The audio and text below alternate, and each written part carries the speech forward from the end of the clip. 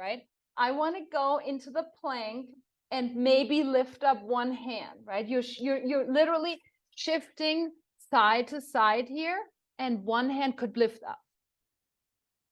It looks much harder than it actually is, because so when I prepared, I thought, okay, so how am I going to modify that? Keeping your knees down won't allow you to shift because your knees are down, right? So there's way less ability of going side to side.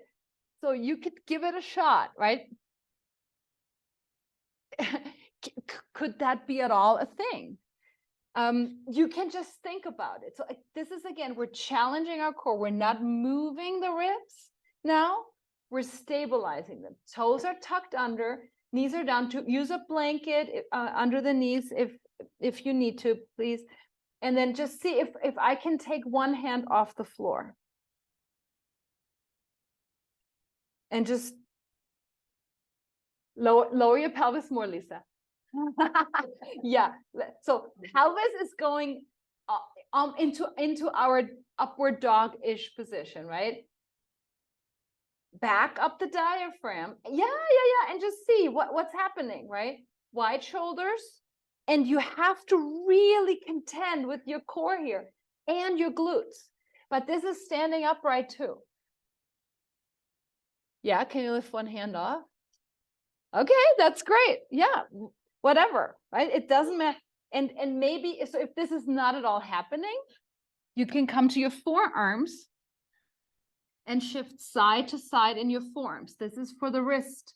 If the wrist is not feeling great, and you just engaging your buttocks though, taking up the kidneys, not tucking the pelvis, and having strong legs. And then you could potentially take one forearm off the floor. Again, the shift makes it possible. Let's do, yeah, very good. Yeah, very good. Nice. Okay. Take a little break. We'll do one more. Excellent. So 2 options. Knees down, plank, forearm plank, or, so this is the last add-on if you wanted to. I'm going in my plank and I'm going to take my knee to my elbow. And I'm going to go back into my plank.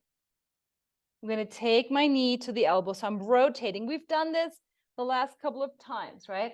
Where we're turning the pelvis, but I'm keeping my core really engaged. So the rotation is literally happening in my thoracic spine, my head and my neck, because I'm turning head and neck to look over my shoulder. Keep your breath going. It's gonna get hot. We're gonna go one more time each side. I'm getting hot too.